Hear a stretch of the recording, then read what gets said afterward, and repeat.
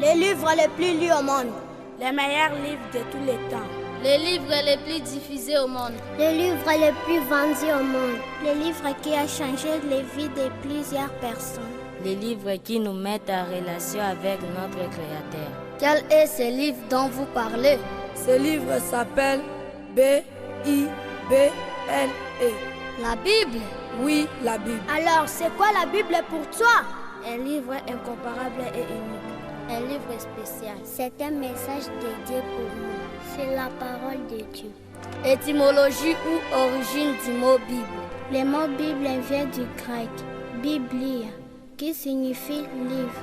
Selon cette étymologie, la Bible est appelée le livre. La Bible est appelée un livre parce qu'elle nous parle d'un seul personnage principal. Mais la Bible est aussi appelée bibliothèque parce qu'elle est composée de 66 livres. La définition de la Bible. Comment peut-on définir la Bible? Par définition, la Bible c'est une révélation de Dieu à l'homme, écrite à 66 livres, reliés ensemble pour faire un seul livre. Que veut dire révélation? Le mot révélation vient du verbe révéler, qui veut dire faire savoir ce qui est inconnu. Ceci s'explique par le fait que Dieu, après avoir créé toutes choses, sa parole s'adressait directement à chacun à qui il voulait s'adresser. Mais il n'y avait aucun écrit sur ce qu'il est ni sur ce qu'il a fait. Après un certain temps, Dieu a vu bon que les hommes écrivent quelque chose sur lui, sur l'origine de toutes choses, sur la manière que l'homme pourra utiliser pour entrer en relation avec lui. Et ainsi, ces écrits pourront demeurer de génération à génération, pour que chacun connaisse Dieu individuellement. C'est ainsi qu'un Dieu est connu, se fait connaître à l'homme. Aujourd'hui, il parle par sa parole qui est la Bible. Dieu est près de nous aujourd'hui grâce à sa parole que nous possédons. Voici quelques preuves qui nous montrent que Dieu parle dans sa parole. La Bible a répondu aux questions pour lesquelles personne n'avait les réponses. Par exemple, l'origine de l'homme. Et parfois, lors de grandes difficultés, la Bible console et donne la force. La Bible a changé les vies des personnes riches ou pauvres. Cependant, pour bénéficier des trésors de la Bible, les secrets c'est de la lire, l'écouter et mettre en pratique ce qui est lu ou écouté. Les 66 livres de la Bible. Je cite les livres de l'Ancien Testament. Genèse, Exode, Lévitique, Nombre, Deutéronome, Josué, Juge, Rite, 1 Samuel, 2 Samuel, 1 Roi, 2 Rois, 1 Chronique, 2 Chroniques, Esdras, Néhémie, Esther, Job, Psaume, Proverbe, Ecclésiaste, Cantique, Ésaïe, Jérémie, Lamentation, Ézéchiel, Daniel, Osée, Joël, Amos, Abdias, Jonas, Michée, Naou, Habakkuk, Sophonie, Angèle, Zacharie, Malachie. Et moi, je cite les livres du Nouveau Testament. Matthieu, Marc, Luc, Jean, Actes des Apôtres, Romains, 1 Corinthiens, 2 Corinthiens, Galates, Ephésiens, Philippiens, Colossiens, 1 Thessaloniciens, 2 Thessaloniciens, 1 Timothée, 2 Timothée, Philémon, Hébreux, Jacques, 1 Pierre, 2 Pierre, 1 Jean, 2 Jean, 3 Jean, Jude et Apocalypse. Les 166 livrets de la Bible sont Genèse, Exode, Lévitique, Nombre, Deutéronome, Josué, Jugé, 1 Samuel, 2 Samuel, 1 Roi, 2 Rois, 1 Chronique, 2 Chroniques, Esdras, Néhémie, Esther, Job, Psaume, Proverbe, Ecclésiaste, Cantique, Ésaïe, Jérémie, Lamentation, Ézéchiel, Daniel, Osée, Joël, Amos, Abdia, Jonas, Michée, Naou, Habakkuk, Sophonie, Agé, Zacharie, Malachie, Matthieu, Marc, Luc et Jean. Actes des apôtres, Romains, 1 Corinthiens, 2 Corinthiens, Galates, Ephésiens, Philippiens, Colossiens, 1 Thessaloniciens, 2 Thessaloniciens, 1 Timothée, 2 Timothée, Philémon, Hébreux, Jacques, 1 Pierre, 2 Pierre, 1 Jean, 2 Jean, 3 Jean, Jude et Apocalypse. D'où vient la Bible?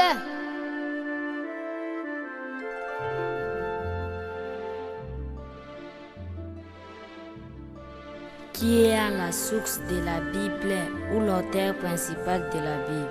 Selon le dictionnaire, le mot auteur signifie celui qui a la première cause d'une chose. À partir de cette définition, c'est Dieu qui est l'auteur ou la source de la Bible.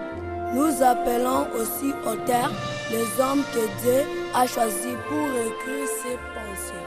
Et parce que ces hommes étaient les premières causes de l'existence des livres de la Bible.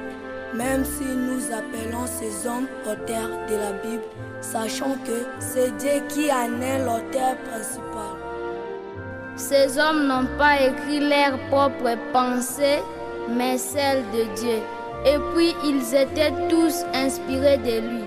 Ici, le terme inspiré signifie simplement guider, ce qui veut dire que l'Esprit de Dieu a guidé les hommes pour qu'ils écrivent correctement sa pensée. Sinon, chacun écrirait selon sa propre pensée. Dans ce cas, la Bible pourrait contenir tant d'erreurs et de confusion. Mais gloire à Dieu, la Bible est complète. Elle ne contient ni d'erreurs ni de confusion, malgré beaucoup de styles utilisés par ses auteurs. Alors, voici ce que la Bible elle-même nous dit de l'inspiration. Dans 2 Timothée chapitre 3 verset 16, elle dit que toute écriture est inspirée de Dieu, utile pour enseigner, pour convaincre, pour corriger, pour instruire dans la justice. Ce verset nous montre que c'est Dieu qui est à l'origine de tous les mots de la Bible, même si chacun a utilisé son propre style. Qui ont écrit les livres de la Bible? Dans 2 Pierre chapitre 1 verset 21, la Bible nous dit: car ce n'est pas par une volonté d'homme qu'une prophétie a jamais été apportée, mais c'est poussé par le Saint-Esprit que des hommes ont parlé de la part de Dieu. Ce verset nous montre que Dieu a utilisé des hommes pour qu'ils parlent de lui d'une manière ou d'une autre. Tu sais quoi? C'est incroyable du point de vue humain et voire même impossible. Quoi encore?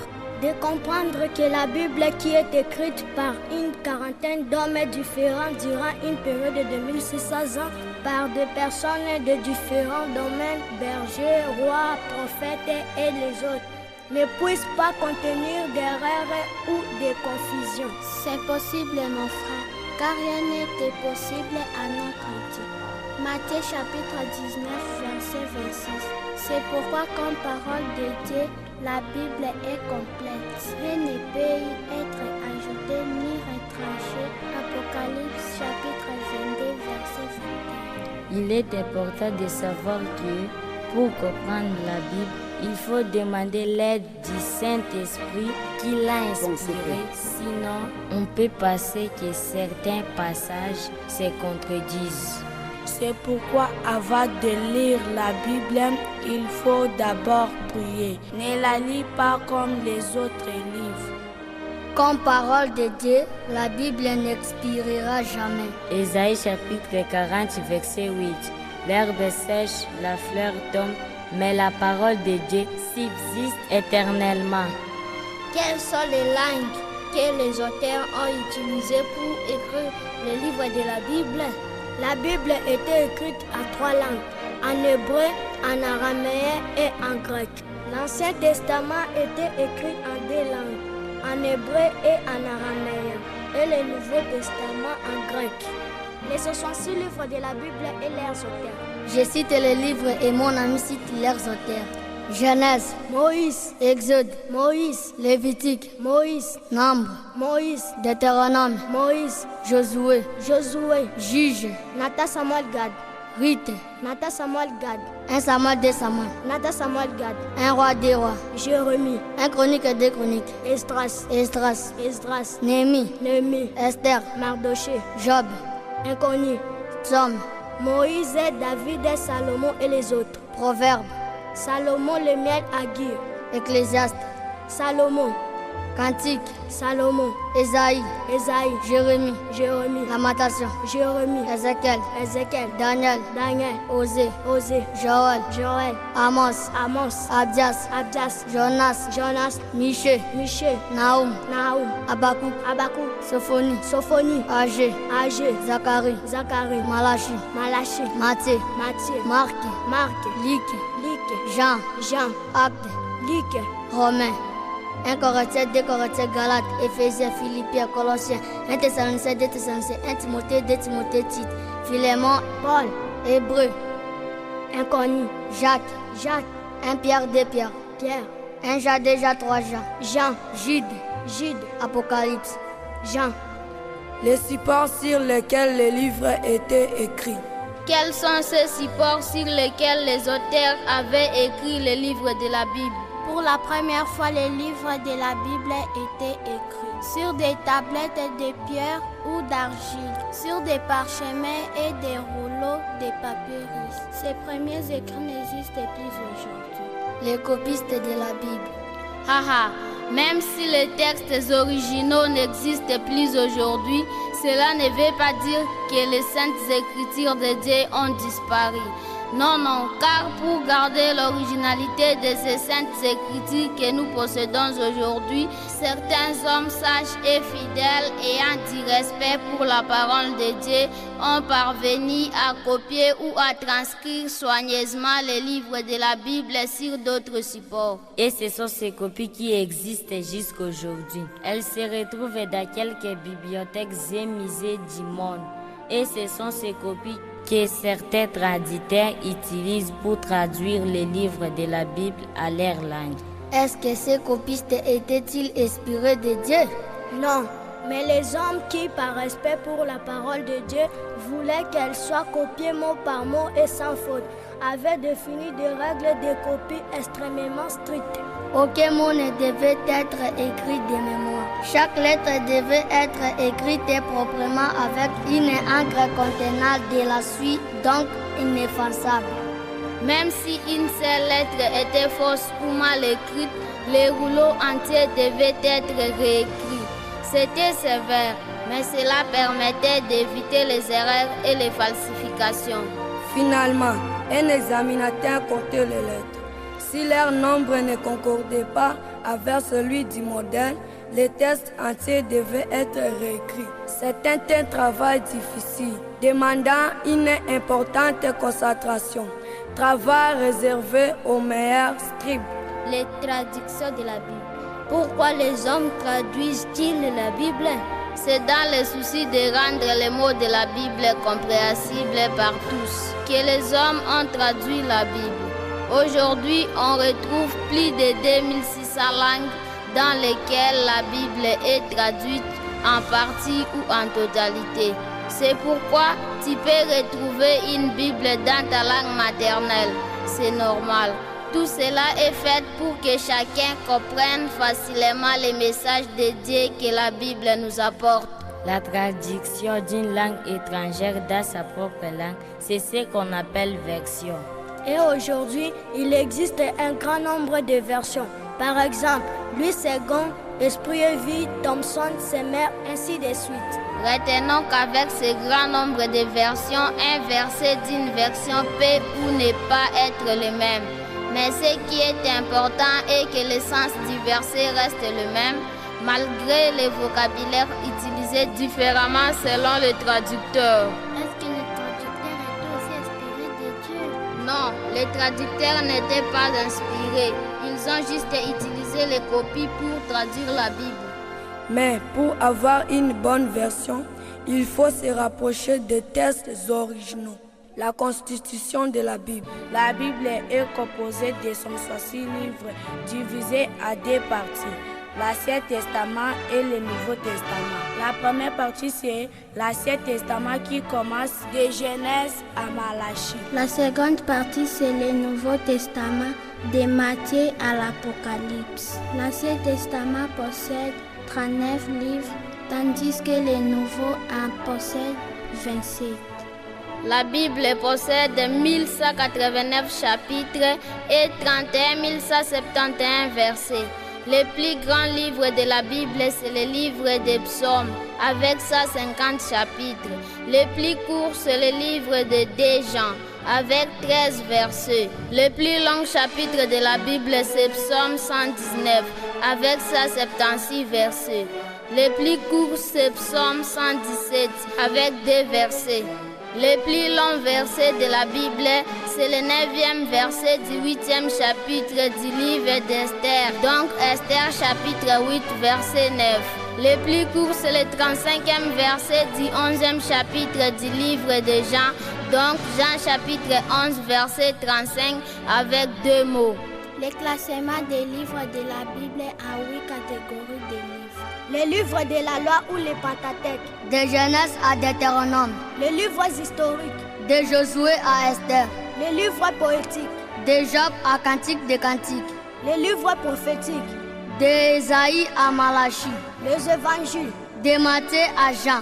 Les actes des apôtres. Un seul livre en caractère historique. Il nous parle du début de l'Église. Les épîtres. De Romains à Jude. L'Apocalypse. Un seul livre en caractère prophétique, appelé aussi Révélation. Comment retrouver un verset dans la Bible? On commence par chercher les livres, puis les chapitres correspondant en fait les versets. Le résumé de la Bible. L'Ancien Testament prédit ce qui se passera dans le Nouveau Testament. Le Nouveau Testament est l'explication et l'accomplissement de l'Ancien Testament. Le résumé de la Bible en 3 versets. Genèse chapitre 1 verset 1. Au commencement, Dieu créa les cieux et la terre. Jean chapitre 3 verset 16. Car Dieu a tant aimé le monde qu'il a donné son Fils unique, afin que quiconque croit en lui ne périsse point, mais qu'il ait la vie éternelle. Apocalypse chapitre 22 verset 21. Que la grâce de notre Seigneur Jésus soit avec tous. Le résumé de la Bible en un seul verset. Jean chapitre 3 verset 16. Le résumé de la Bible en 7 mots.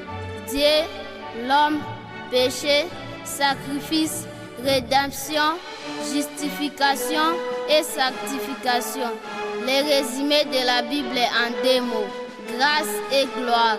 En un seul mot, la Bible se résume par Jésus, car c'est lui qui est le personnage central de tout le Deux Testaments.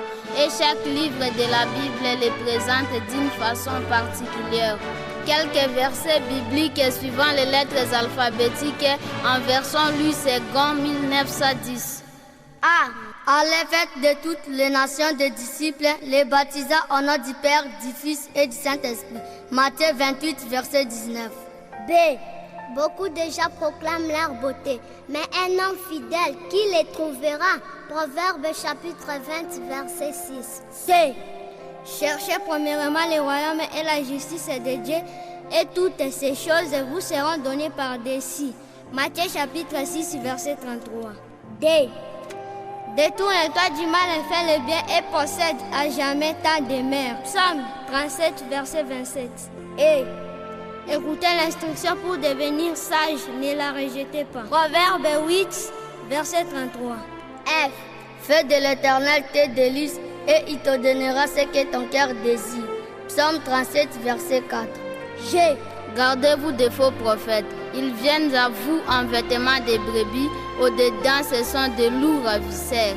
Matthieu chapitre 7, verset 15. H. Heureux ceux qui ont les cœurs purs, car ils verront Dieu. Matthieu chapitre 5, verset 8. I. Il n'y a donc maintenant aucune condamnation pour ceux qui sont à Jésus-Christ.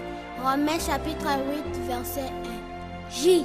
Jésus lui dit, je suis le chemin, la vérité et la vie. Nul ne vient au Père que par moi. Jean chapitre 14, verset 6. K. Kétira, c'est le nom de la femme qu'Abraham épousa après la mort de Sarah. Genèse chapitre 25, verset 1. L. Louez l'Éternel car il est bon, car sa miséricorde dira toujours. Psaume chapitre 118, verset 1. M. Mais examinez toutes choses, retenez ce qui est bon. 1 Thessaloniciens chapitre 5, verset 21. N. Ne jugez pas afin que vous ne soyez pas jugés. Matthieu 7, verset 1. O. Ô Dieu, nous passons à ta beauté au milieu de ton temple. Psaume 48, verset 9. P. Priez sans cesse. 1 Thessaloniciens chapitre 5, verset 17. Q. Que tous ceux qui respirent louent l'Éternel. Louez l'Éternel. Psaume 150, verset 6. R. Rendez grâce en toutes choses, car c'est à votre égard la volonté de Dieu en Jésus-Christ. 1 Thessaloniciens chapitre 5, verset 18. S. Soyez donc parfaits comme votre Père céleste est parfait. Matthieu chapitre 5, verset 48. T. Tout ce que vous voulez que les hommes fassent pour vous, faites-le de même pour eux, car c'est la loi et les prophètes. Matthieu 7, 12. I. Une nation se lèvera contre une nation et un royaume contre un royaume. Il y aura en divers lieux des famines et des tremblements de terre. Matthieu 24, 7. V. Venez, prosternons-nous et humilions-nous. Fléchissons les genoux devant l'Éternel, notre Créateur. Psaume 95, verset 6. WXY. Il n'y a pas de verset qui commence par ces lettres dans la version que nous avons utilisée. Z. Zachée s'y attend de descendre et le récit avec Jean. Luc chapitre 19, verset 6.